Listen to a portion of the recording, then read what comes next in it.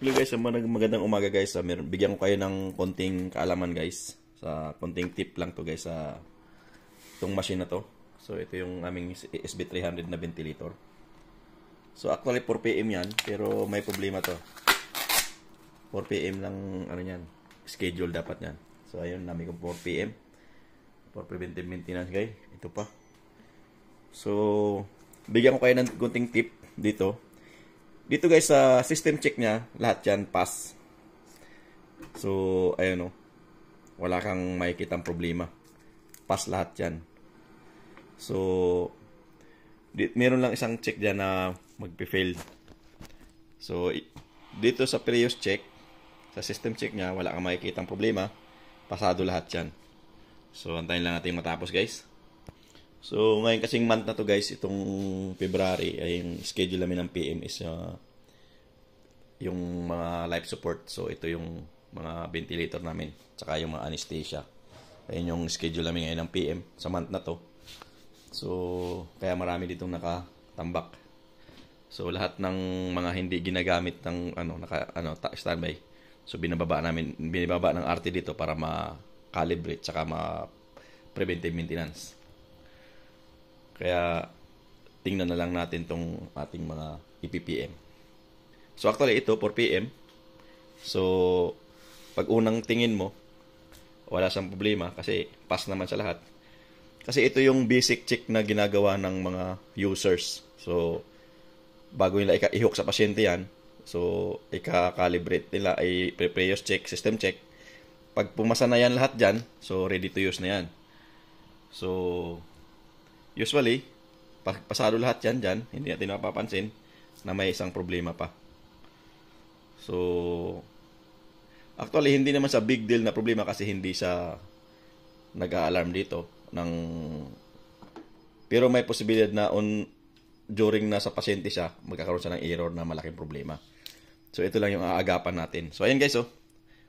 So, pag user ka, okay na. Okay na yung problema niya. Okay na yung machine natin.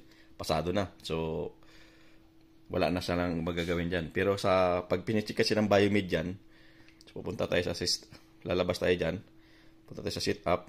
So, usually ginagawa namin is flow calibration. Yan guys, oh. Yung flow calibration. Tingnan natin yung flow calibration kung papasa ba siya. So, start.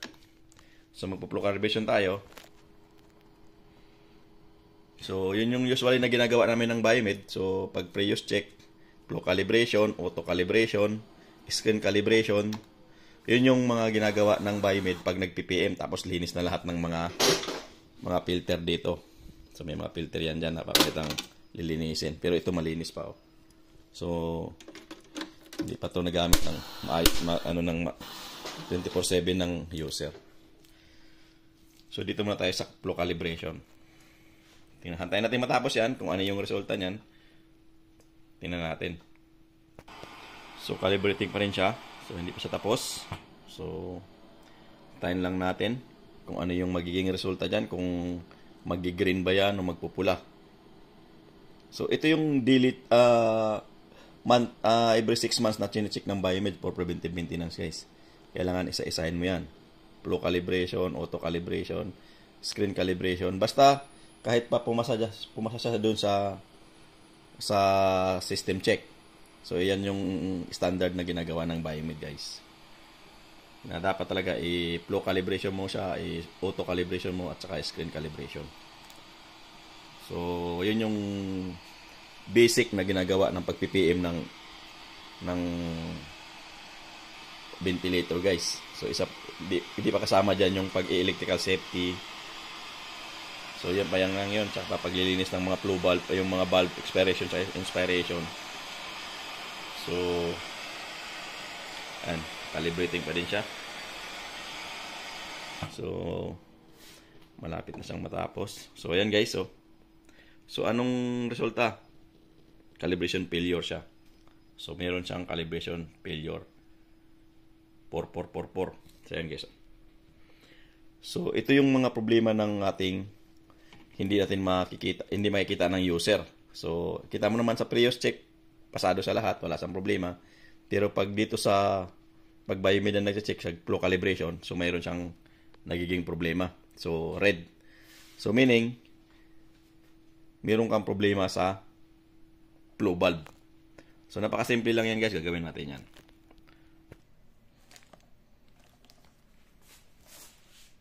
So,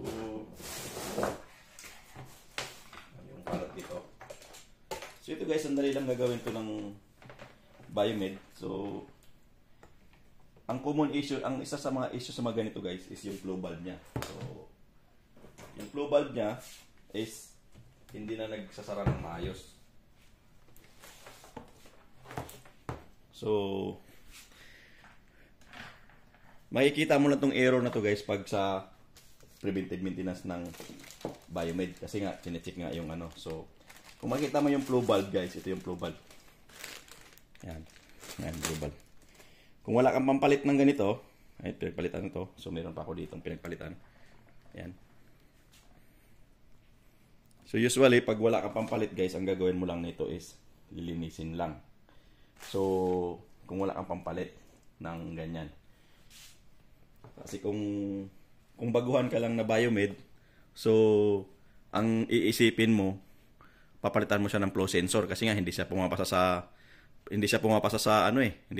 sa calibration ng flow sensor eh. So, ang unang iisipin mo doon, magpapalit ka ng flow sensor, oxygen flow sensor, or yung proportional valve. Pero hindi yun kasi kung makikita mo, pumasa naman siya doon sa previous check. Sa flow calibration lang siya, hindi siya pumapasa. So, isa sa mga indication na okay yung flow sensor mo is yung sa previous check, papasa siya. Pero sa calibration, hindi siya pumapasa. So, issue, itong ganito, yung flow valve na to. So guys, pag tiningnan mo itong flow valve na to, ito yung pinagpalitan ng flow valve yan. Medyo marumi.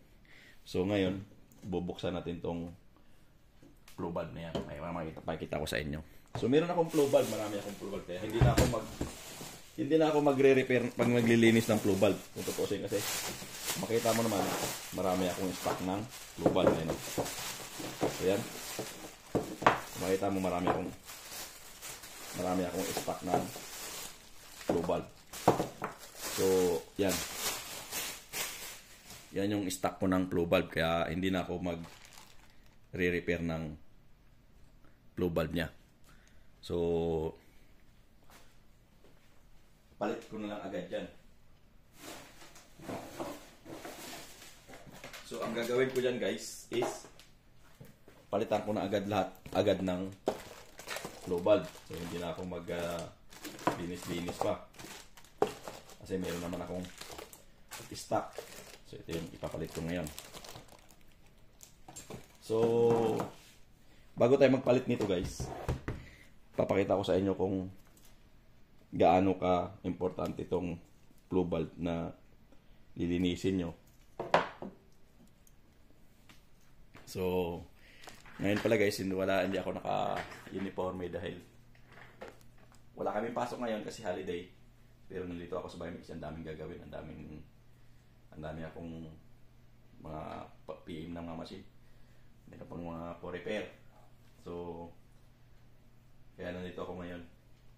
Isa sa mga ito na ginagawa na yung pinipm ko na hindi siya pumapasa sa calibration ng flow sensor. Kung mapapansin mo to guys, yung flow valve, meron siyang mesh. So, isa sa mga lilinisin nyo, itong mesh na to. So, minsan kasi itong mesh na to nagbablock. So, kailangan nyo lang tanggalin. Yan, tanggalin mo lang to. Yung mesh na to, nakadikit lang yan sa loob. Yan. Kailangan yan guys, linisin lang, bugahan lang ng hangin para matanggal yung mga bara. So, pansinin mo, parang walang para pero meron yan. Kasi napakaliit lang yung pinakabutas niyan. So, lilinisin nyo to, at saka yung loob. So, ito kasi pinagpalitan na kaya pwede natin tanggalin. Yan.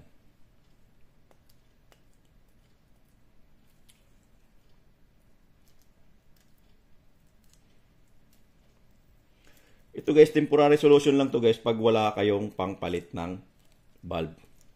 So ituturo ko lang sa inyo kung anong solusyon na pwedeng gawin pag wala kayong pampalit ng ganito. So ang solution lang is linisin lang to. Yan. So tanggalin natin yung screw. May screw yan dito. Makita mo, 3 screw yan. Tanggalin lang natin to. Okay, maliit.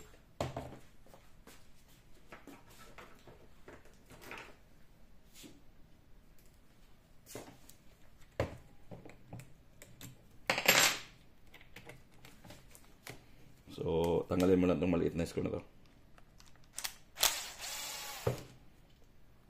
So, 3 screw yan. Tanggalin natin.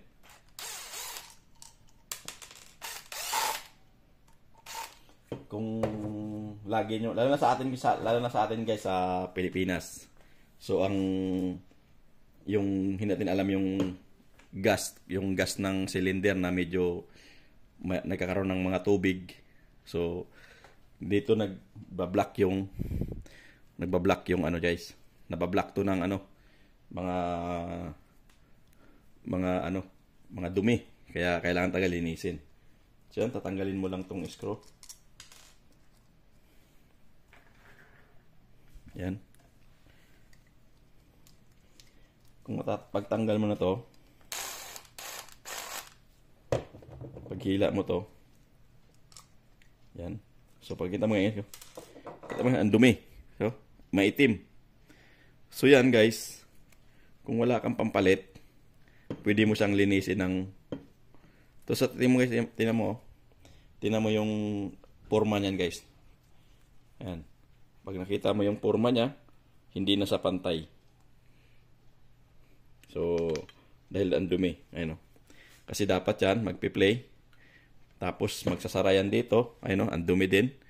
So, kailangan linisin. So, ito yung mga pinagtatanggal ko guys. Ayun. So, marumi. So, ayun, ang dumi.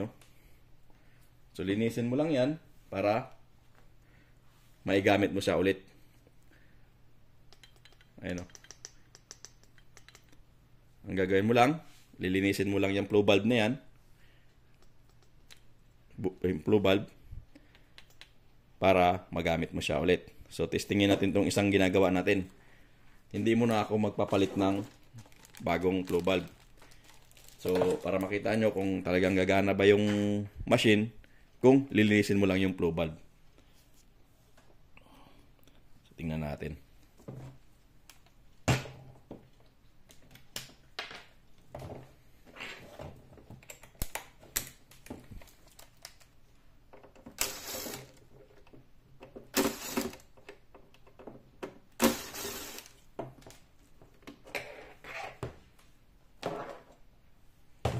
Trabaho lang to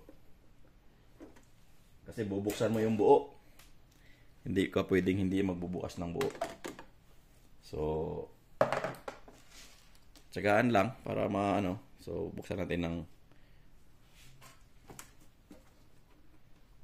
buo na yan ng kasi magpapalit ka ng maglilinis ka ng flow valve.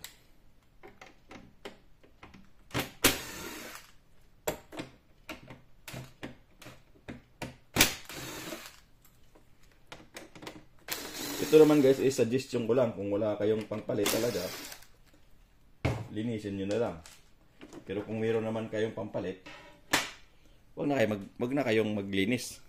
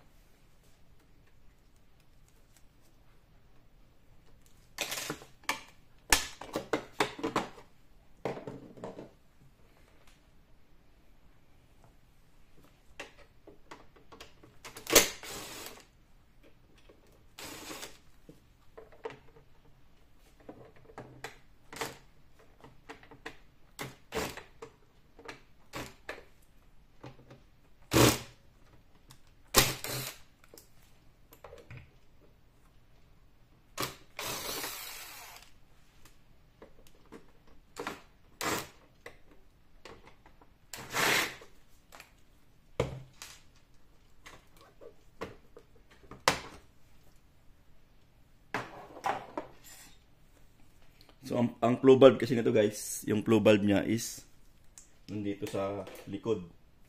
So, kailangan nating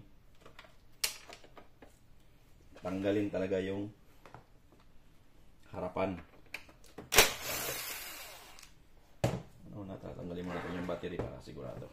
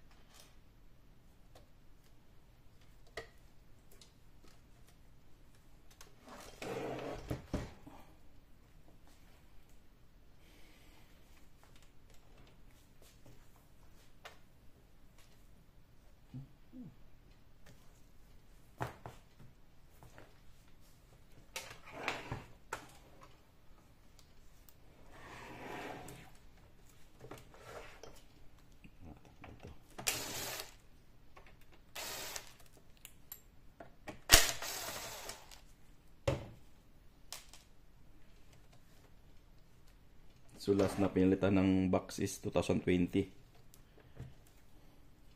So magpa 5 years na. Wala pa kasi kami pampalit ng blower box guys, hindi pa dumarating yung nire-request ko.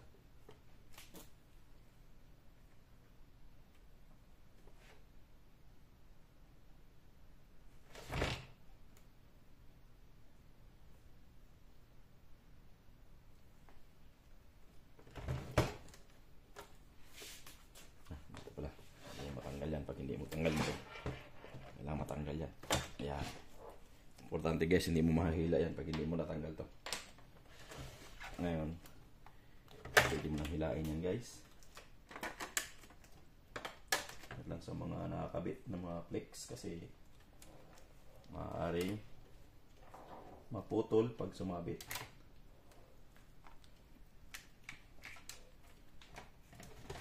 Ayan.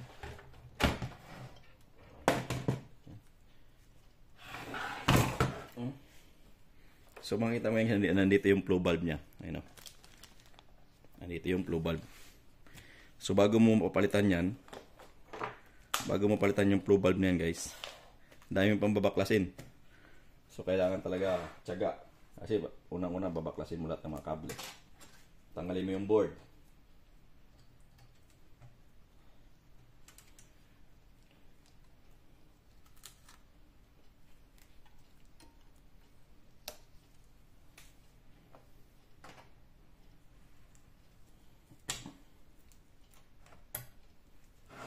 Unang-una pag tinanggal mo yung board, dami mong ayan. Tapos tatanggalin mo yung blower box.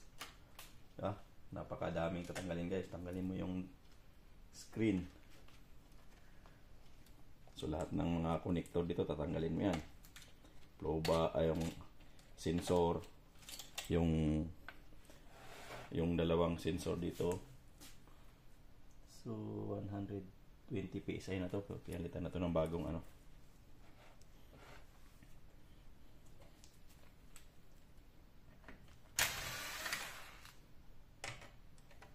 Okay. Yung ano na lang ang tatanggalin ko guys, yung board mismo.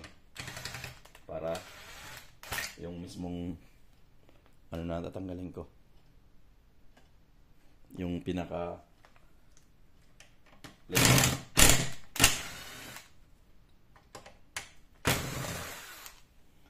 para isahan lang.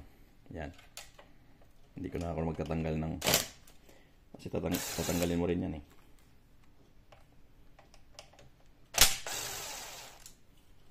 tinanggal mo na itong buo, kasama na yung plate. So madali na lang, ibalik mamaya. So ito yung blower box natin.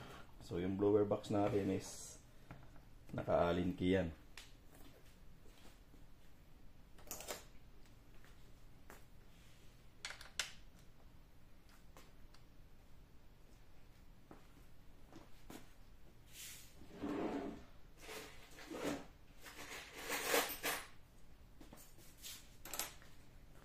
So ito guys.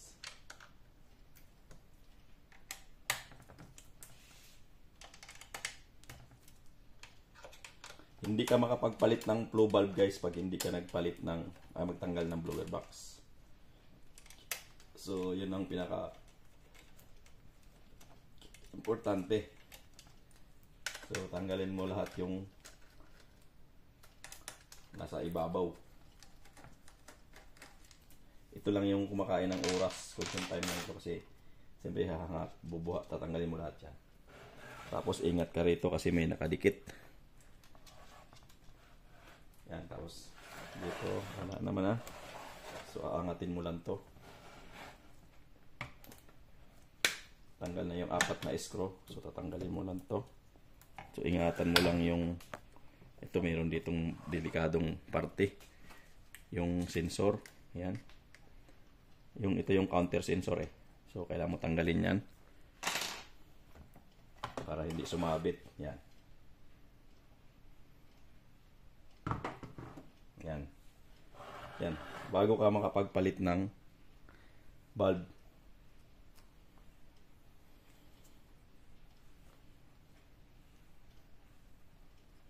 So pagpalit ng bulb, meron niyang number.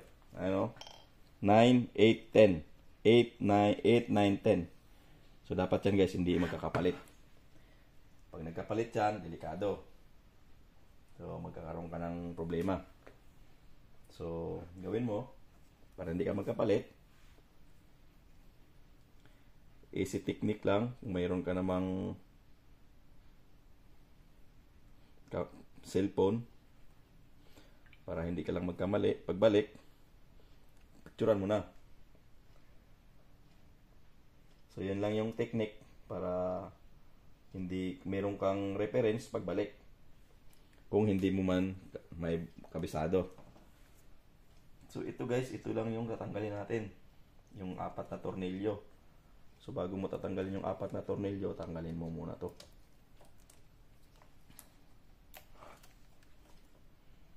Tanggalin mo yung mga hose para mas mabilis siyang tanggalin.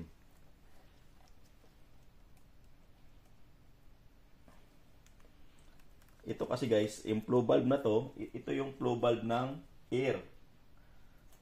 Ito yung galing ng ano, ito yung sa air na flow valve. Kaya siya pumapasa doon sa ano guys, sa pre-use check dahil ito yung ano ng air.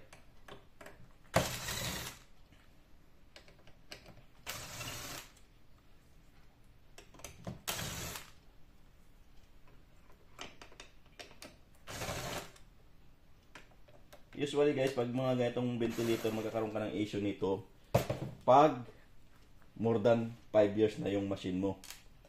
So more than 5 years na ginagamit yung makina mo. Ito nga, almost 10 years na eh. Kailan ba to last? Ano bang year to na acceptance? 2018. So 2018, 19, 20, 21, 22, 23, 24, 25 na ngayon. So mga more than 6 years.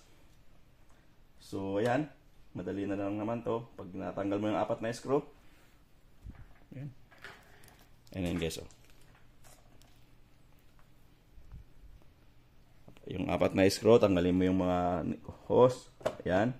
Tanggalin mo to. Ayan. Ito yung sa flow sensor ng air. Ayan o. So ito, flow sensor ng air. Kasi guys, kahit magpalit ka ng flow sensor ng air dyan, hindi pa rin mapagana yung ano. So, ayan guys, oh. Tingnan nyo yan. So, yan yung hindi nagsasara ng maayos pag tinutulak. Hindi na basa yung spring niya guys ba? Yung spring niya hindi na masyadong lumalapat pag nagtutulak. Kaya kung makukuha sa linis, kasi may mga pag binuksan ko yan, laki.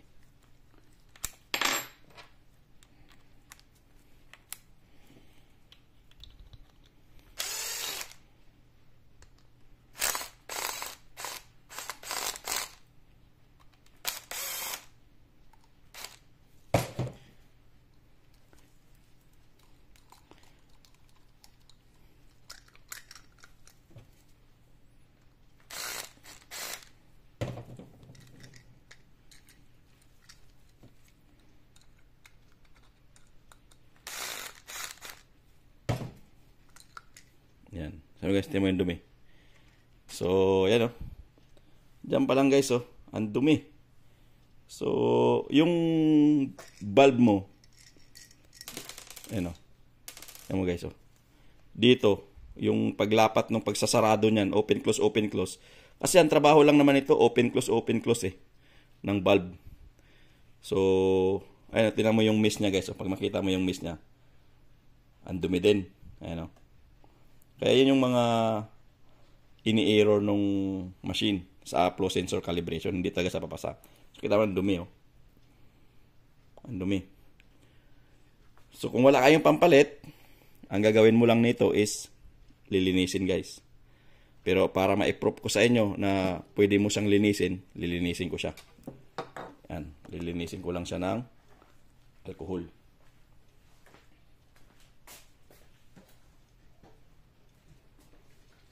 So, gamit lang tayo ng tissue or 70% na alcohol, guys.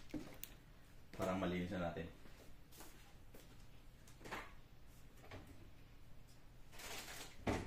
Pero mas maganda kung meron kayong ganitong panlinis na ghost swab. So, mas maganda to kaysa tissue. Kasi yung tissue, pag nilagyan mo siya ng alcohol, minsan naiiwan yung dumi, dyan sa loob. Linisin natin to. Ito lang naman ang linisin mo guys, sobrang dumi. Tingnan mo naman. So, isa yan sa mga nagkukos ng blockage. Yan. So, ngayon, pwede mong i-sprayhan yan. Yan. Tapos, linisin mo lang. Ayun mo, dumi, oh. Ganon din to. Yung mesh niya, guys. Tignan mo yung mesh niya, dumi. Yan mo. Yan. Ayun, oh. Makita mo yung mesh niya. Sobrang dumi. So, kailangan linisin mo din yan. So, linisin mo din yan. So,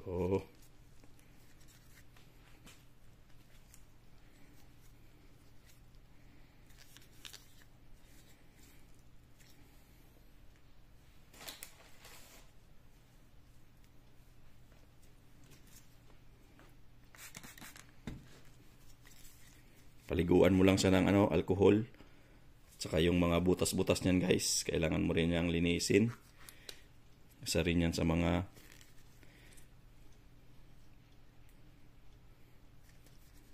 kung meron kang panundot, sundutin mo tong mga to para malinis yung butas na yan, para wala talaga siyang mga blockage.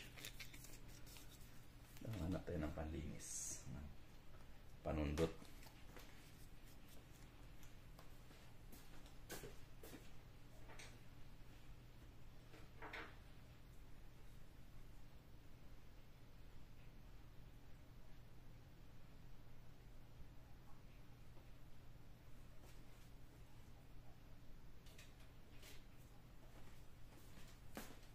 So, ayun, gamit lang tayo ng panundot dito para malinis mo talaga. Tapos, linisin ulit. Yan.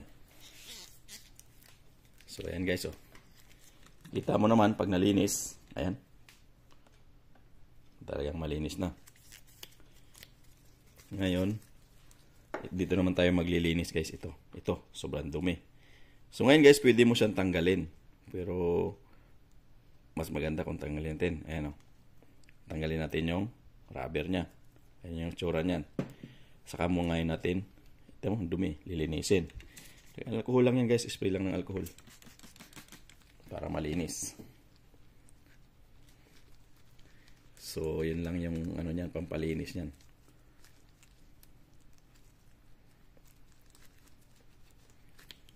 Ayan. Ayan. Pag nakita mo naman yan malinis na, pwede mo siyang ibalik ulit. Yan. Ang importante, matanggal mo yung mga kulay itim na parang na dumidikit dito sa rubber. Yan. Tawang dumi oh. Ayan, dumi. So, yun lang naman yun. Linisin lang natin tong rubber.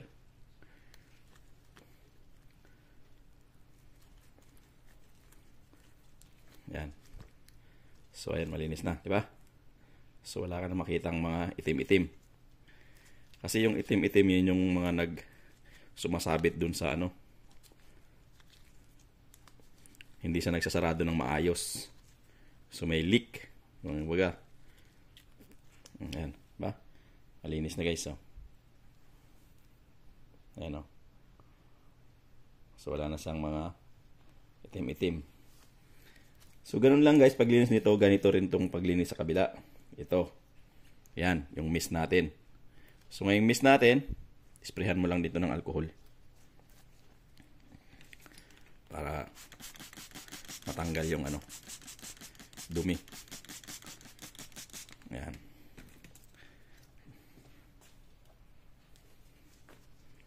So, kahit nga guys, sprayhan mo lang siya ng alcohol, mawawala na yung niyan eh. Ayan o. Kasi sa buga pa lang nung alcohol, tanggal na agad yung niya. Yung Ayan.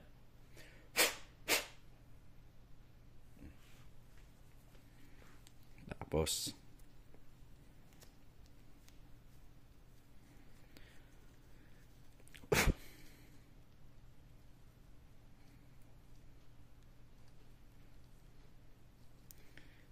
sa pagbalik naman ito guys, yung mist na to, hindi ka naman magkakabaliktad dahil mayroong guide yan.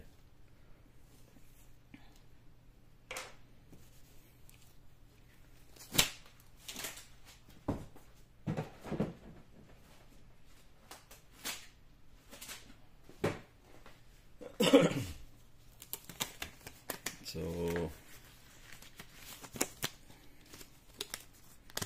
palit lang ako ng gloves kasi natunaw ng alcohol.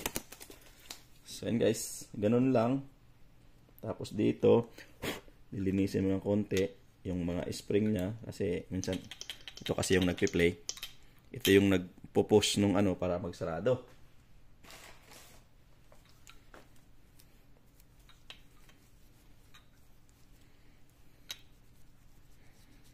Linisin mo lang din to. So, para sure ka din na wala na yung mga secretion.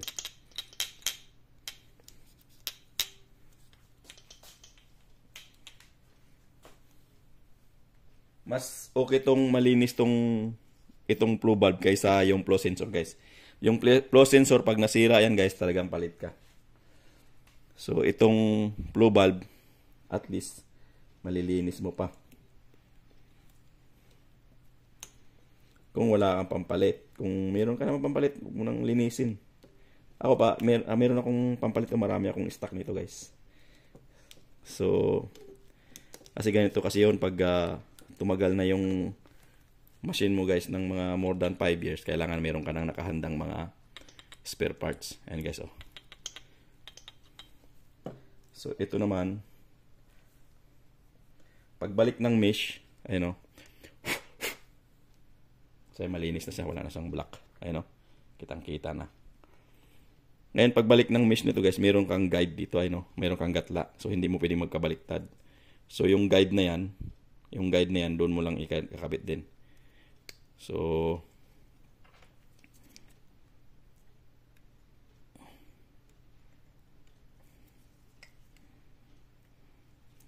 makita mo naman yan guys, yung butas may importante guys, ano? Yung butas na yon dapat hindi natakpan yan. Kasi pag nagkabaliktad mo ng kabit yan, yung butas na yan, matatakpan yan guys. Kaya kailangan talaga yan, yung pagbalik ng mesh mo, hindi rin sa magkabaliktad. Kasi mayayari ka dun sa butas pag natakpan yan guys, lalo ka magkaroon ng problema. Ayan. So yun, nakita mo yung butas dun guys, ano? Dapat yan, yung butas na yan, naka-open, nakatama yung ano niya, guide ng rubber. Ayan. So ayan na, okay na. So natin ibalik dito guys sa ano. Sa pagbalik naman nito guys, kailangan meron kang dapat alam mo yung position.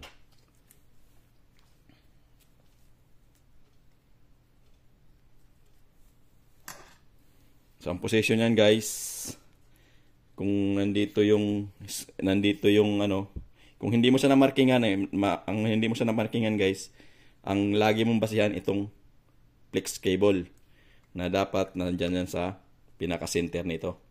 Ayan, center. Yan yung flex cable guys.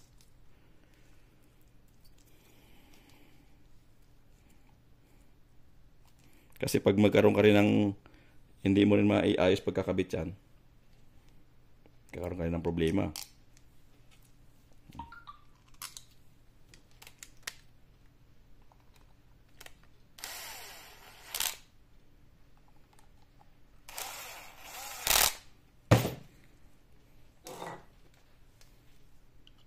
So kailangan yung tatlong screw maibalik, kasi pag hindi mo na ibalik, magkakaroon ka rin ng problema dyan.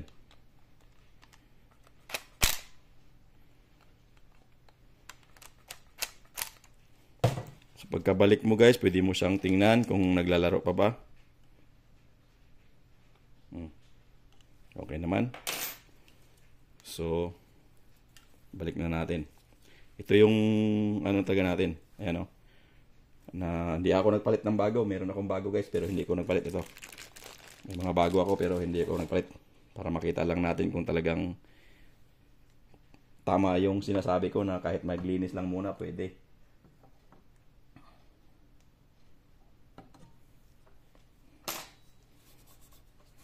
Linisin natin ng konti para matanggal yung mga ali-alikabok. Yan. Balik natin to. So yung flow valve, pro sensor, kailangan nakakabit ng maayos. Ayan.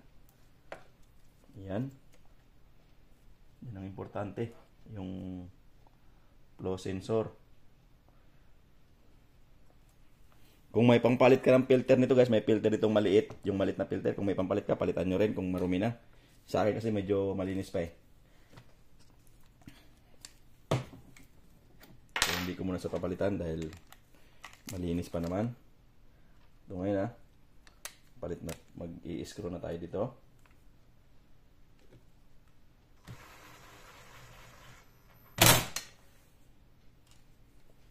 Kailangan ng i-screw kabilaan.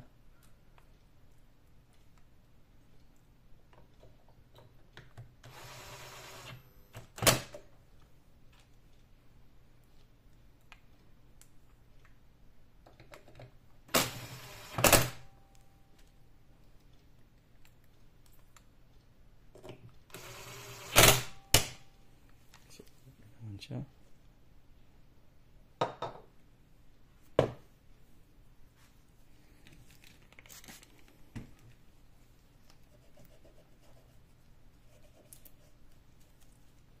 So itong rubber na to guys, dapat magpapalit ka rin yan. Meron yan kasama sa PPM kit yan. Ano yan? PPM kit. So kabit na natin yung ating mga hose. So, importante, huwag tayong magkabaliktad ng mga kabit ng hose. Kasi napaka-importante ito.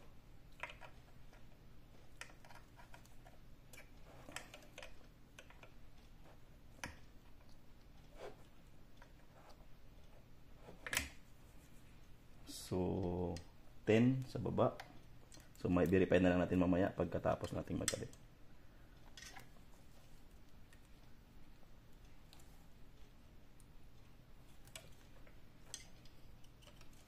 number 8.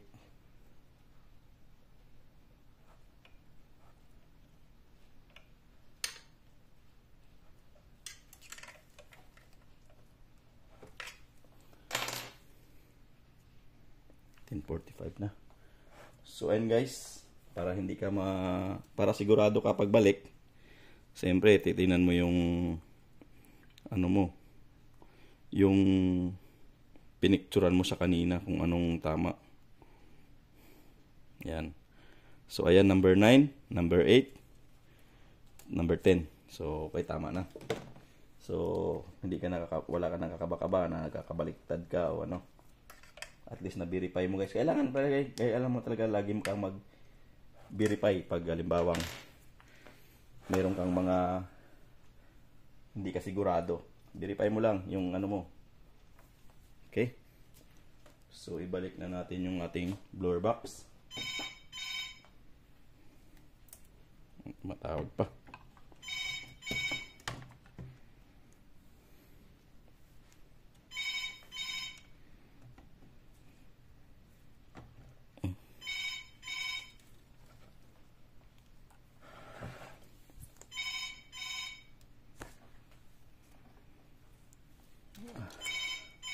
Matawag.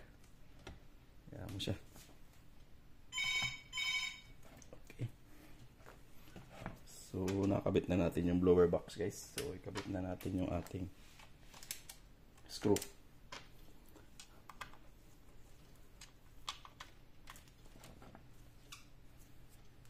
So, importante ito guys, yung pagkahigpit nitong blower box is hand tight lang. Huwag masyadong higpitan ng todo kasi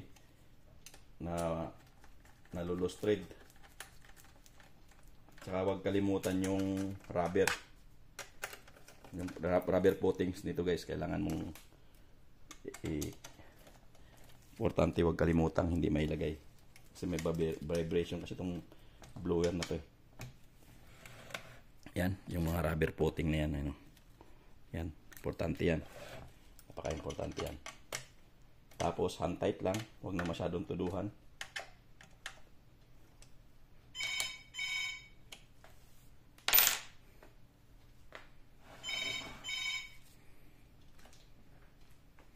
So unang-unang ikabit mo guys para hindi mo makalimutan yung sensor na to. Kasi ito talaga yung laging nakakalimutan sa mga bagong technician. Yan.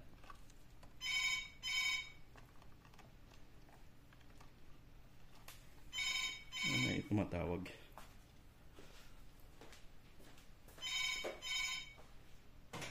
Hello? Yes? Yes? I see you. A. What happened? Bed? Okay, baby. What number? Bed number 3. Okay.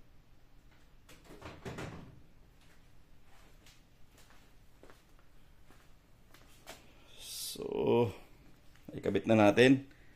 Importante ito guys, unang-una ikabit mo to para pagkakabit mo ng blower box, kabit mo na agad to kasi ito yung laging nakakalimutan.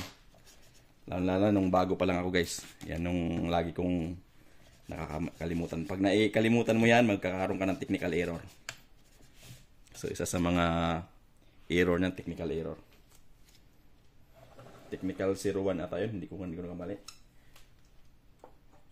Kaya lagi ko na yung inuuna pagkakabit ko ng blower box. Kasi mahirap baklas kabit.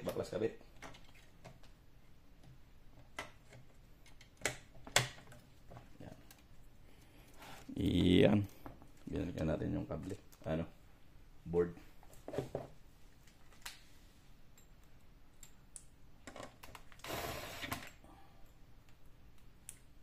Ito guys, walang problema kasi lahat ng screw nito parehas lang. So hindi ka magkakamali ng mga screw. Alin yung mahaba, alin yung mahikli. Parehas lang to guys. Kaya napaka simple lang. Ang nagkaiba lang niyan is yung apat, yung nandito yung mounting ng screen. Yun lang yung apat na iba. So ikabit na natin to. Yung blower box, sensor, itong blue bulb, connect cable niya.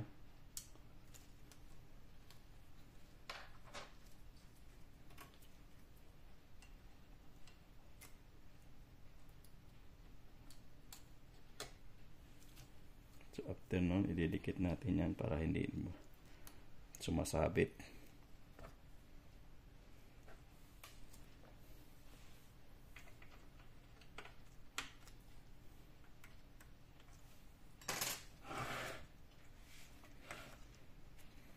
So una yung mga flex cable natin, ibalik na natin. Screen.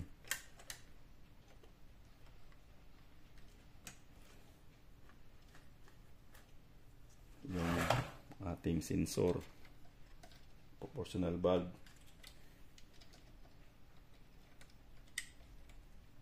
Dito guys, hindi ka naman magkakabaliktad dahil hindi magkakaiba yung size ng ating connector. So hindi pwedeng magkapalit-palit. So ito ang ating flow sensor. Ano ba to? Bulb din. Blue bulb.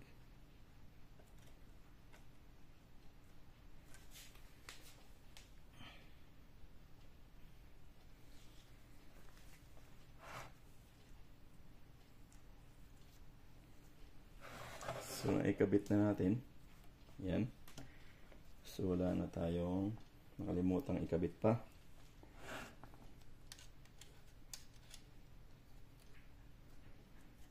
So double check lang. Kung may nakalimutan. So wala naman na. So pipe to the hole na ulit. Kabit na natin dito sa ating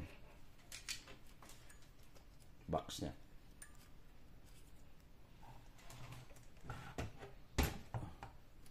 So, ito ingatan lang natin yung ating mga leaks na huwag sumabit.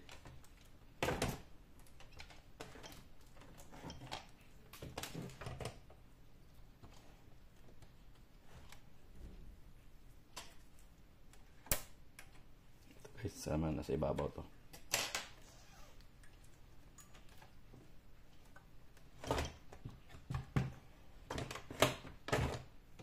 Ayan. Ayun guys, pag na i-mount mo na yan, para sigurado ka, screw mo na yung nasa harapan para hindi siya gagalaw.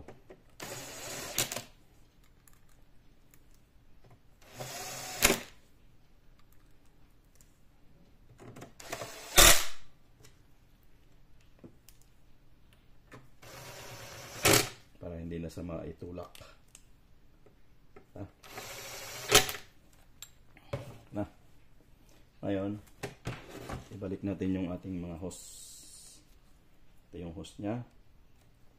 So ito guys, kailangan di rin na ito magkapalit-palit para sa CO2 to. Ito yung nandito yung ano. Tapos yung kable. Importante ito.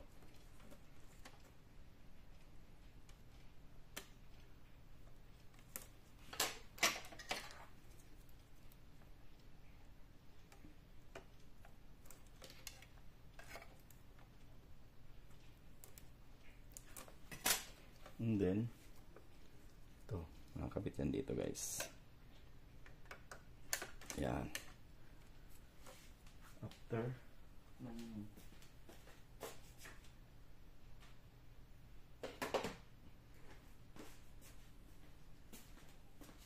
connection, so,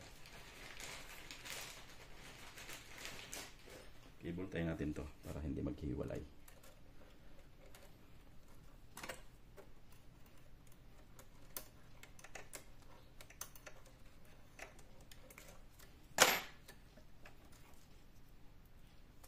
Kasi yung original talaga niya na cable type.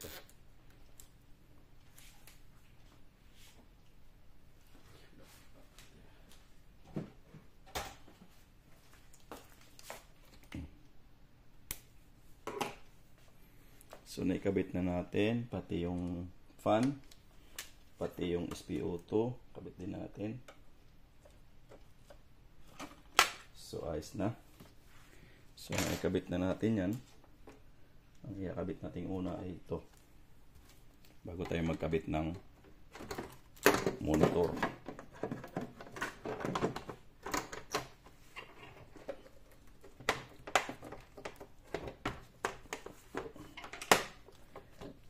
Bago tayo magkabit ng monitor guys, ito muna para sigurado natin makalimutan.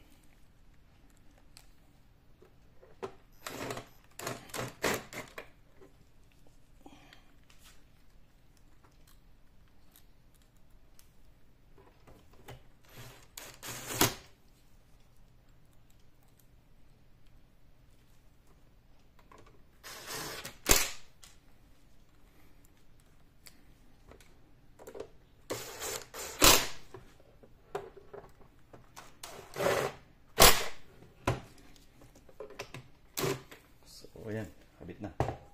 After nung makabit, kaya kalimutan yung rubber. Importante din yan. Kasi pag naikabit mo na yung monitor, hindi mo na ikabit yung rubber, mahirap mo na ikabit yan. Dati ito yan yung nagiging issue ko. Kalimutan ko lagi ikabit yung screw cover niya. So after nyan, kabit na natin yung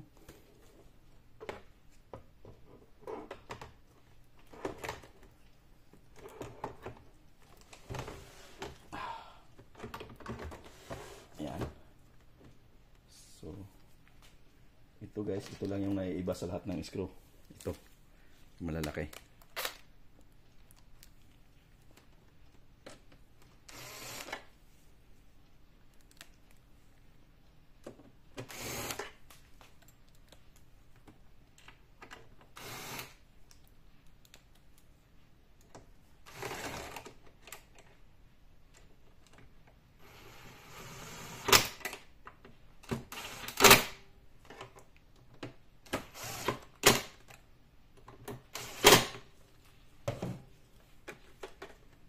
So, after nyan, yan, ikabit na natin yung ating mga connector, screen. Ito na baka importante. Wala kang display pag hindi mo yan naikabit.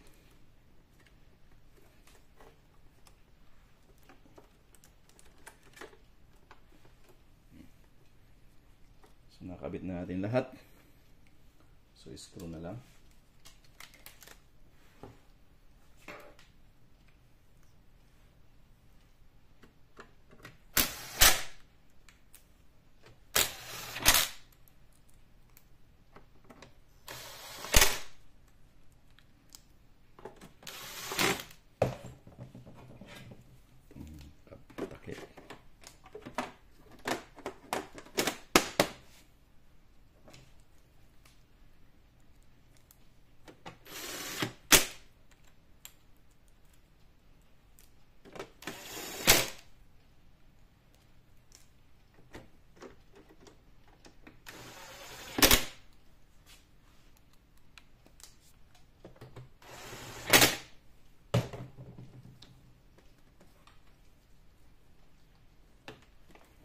Natin yung ating filter.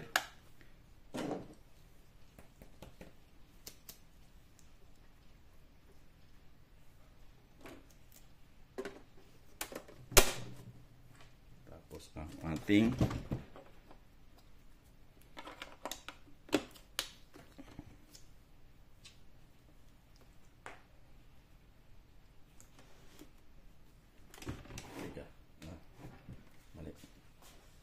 saan yung iba? Saan yung isang screw nito?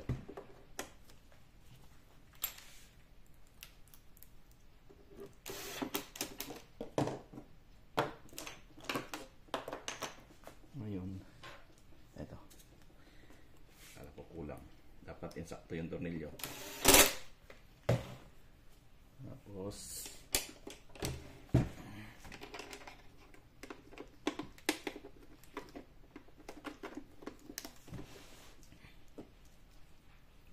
natin yung ating bulb, respiratory bulb.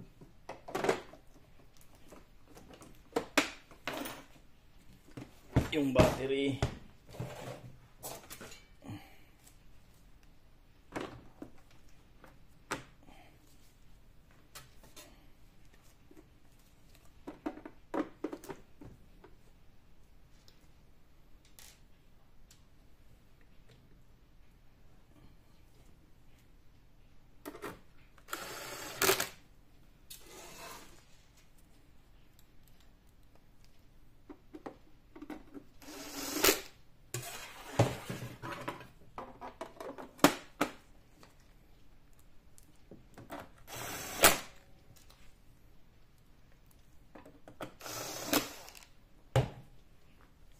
So, ayun guys, tapos na. Walang labis, walang kulang na tornilyo.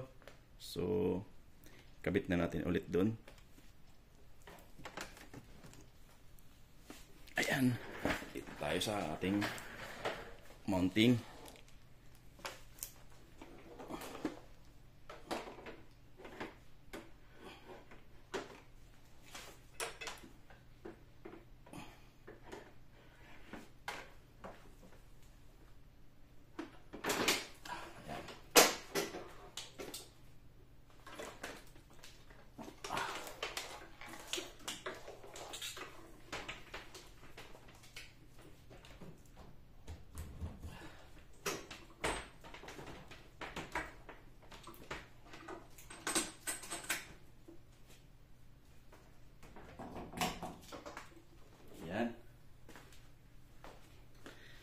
So, power on natin ulit. So, isang oras na rin ating ginagawa. So, uncut to guys. Wala tayong pinutol na video. So, uncut kaya mataas ang oras. Isang oras, may get isang oras na. So, 57 minutes.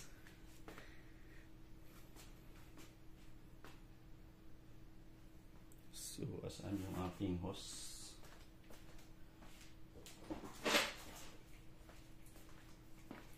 Gamit tayo ng ating hose.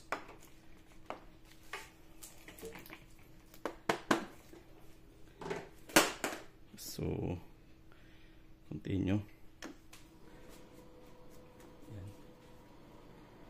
Wala siyang error. Yan. So, wala naman tayong error dyan dati. So, doon lang tayo sa flow calibration. Pero dapat bago tayo mag-flow calibration, magpe-previous check muna tayo guys. So, antayin natin matapos yan. So, yun guys, wala sang error. Pasado siya. So, punta tayo dun sa calibration kung papasa ba siya. So, ito na yung moment of truth natin guys, flow calibration. So, ito talaga yung issue natin. Start. So, antayin lang natin matapos.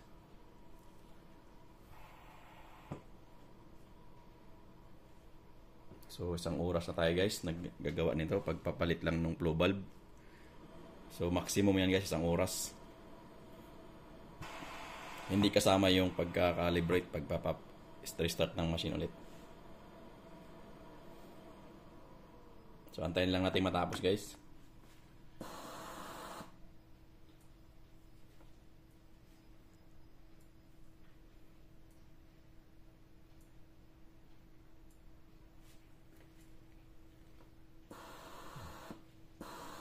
Yan naman.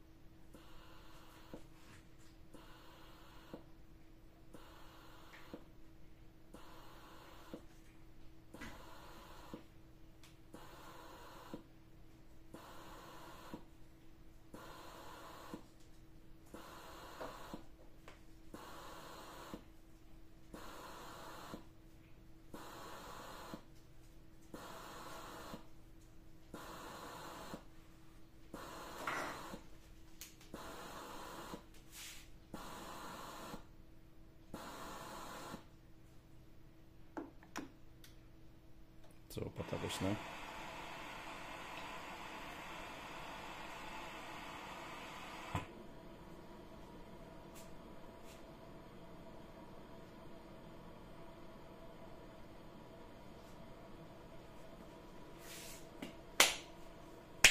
sana hindi siya magpupula. Meaning pag green pass, pag nagpula siya, ganun pa rin guys, kailangan natin magpalit ng flow valve mismo. So dapat yan, hindi siya magpupula.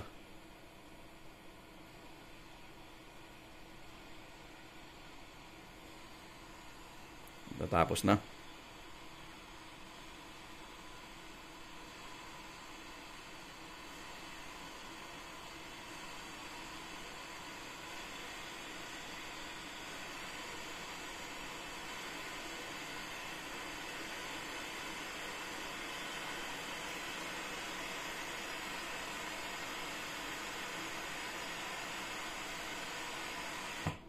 Isang oras. Basta yun guys, oh. Calibration completed. So, hindi na siya nagpupula. So, ganun lang guys. So, ganun lang ang technique nyo pag halimbawa wala kayong pampalit ng flow valve. So, ganun lang. Ganun lang ang gagawin nyo. Kasi napaka-simple lang naman yan kaysa hintay pa kayo ng spare parts na darating. So, matagal. So, kailangan mo lang, nang linisin lang yun. Para magkaroon lang para magamit pa rin ulit ng pasyente ng ventilator mo. So, ganun lang ka daling gawin. Lilinisin mo lang para bumalik ulit pumapasa ulit sa flow calibration. So, yan, wala na siyang error. So, pasok na siya. So, yan na. Yun lang guys, ganun lang kasimple pag nagkaroon kayo ng error sa flow calibration guys. Yan. Okay? So hanggang dito na lang muna tayo guys. Bye bye.